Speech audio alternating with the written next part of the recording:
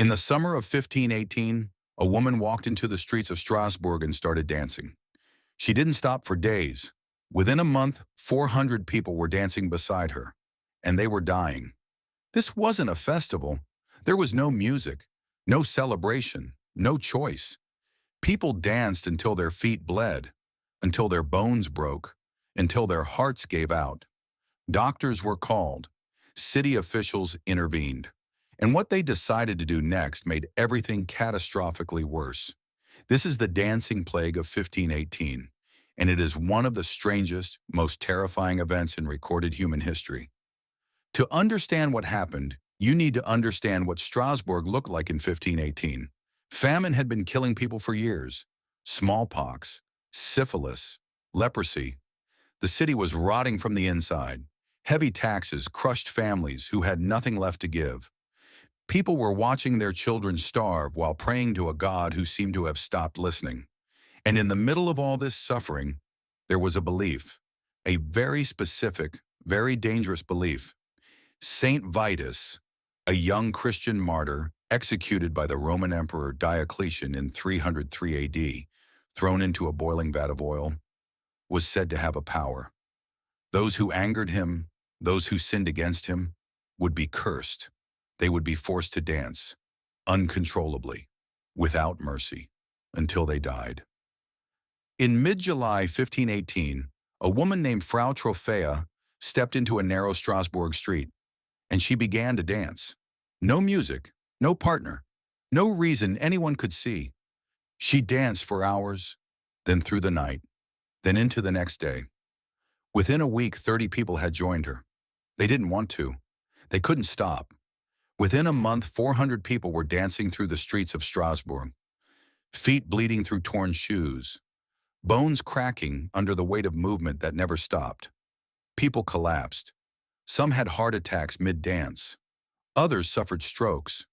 Dozens died, not from any weapon, not from any disease anyone could name, but from exhaustion. The city council panicked. They called in physicians. The doctors examined the dancers and made their diagnosis. Too much hot blood, a natural illness. Their prescription, and this is real, was to dance more. The city built wooden stages, hired professional musicians, brought in dancers to keep the afflicted moving, believing that continuous dancing would eventually cure them. It didn't. The death toll rose. Every single day. It was only in September, 2 full months after Frau Trophäa took her first step, that the authorities changed course entirely. The surviving dancers were forcibly taken outside the city, to a shrine, to the chapel of Saint Vitus himself.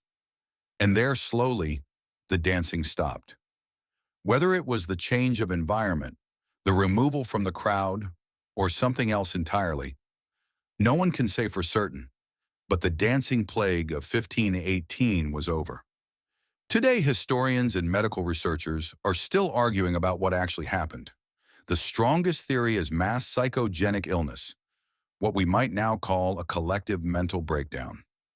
Historian John Waller, who spent years studying this event, argues that the people of Strasbourg were so crushed by famine, disease, and despair that their minds snapped.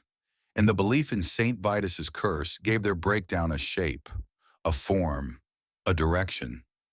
They didn't choose to believe the curse would make them dance. They simply believed it so completely that their bodies obeyed. The second theory involves ergot, a toxic fungus that grows on rye grain in wet conditions. Ergot contains chemicals that are the raw material for LSD. Some researchers suggest contaminated bread cause mass hallucinations and uncontrolled muscle spasms. But this theory has a problem. Ergot poisoning causes weakness and gangrene, not coordinated, continuous dancing for weeks on end. The truth is that 400 people danced themselves toward death in the summer of 1518, and we still don't fully understand why.